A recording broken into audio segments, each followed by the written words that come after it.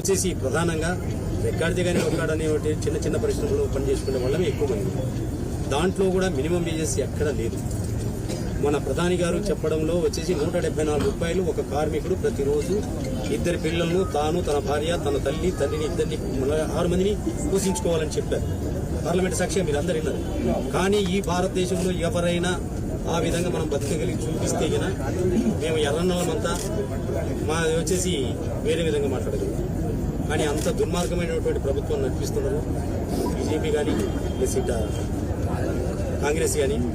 కానీ పేదల బ్రతుకులు ఎక్కడ మినిమం వేజెస్ ఎక్కడ లేదు. ఏ కంపెనీలో పోయినా ఎక్కడ పోయినా మినిమం మహిళా కార్మికులకు వచ్చేసి 6,000, పురుష కార్మికులకు వచ్చేసి 12 గంటలు చేస్తేనేమో 10,000, తప్పితే వచ్చేసి 6,000 రూపాయలు 7,000 రూపాయలు జీతాలు ఇస్తున్నారు. ఒకటి చెప్పాను, నువ్వేమో మినిమం కూడా అంటున్నావు.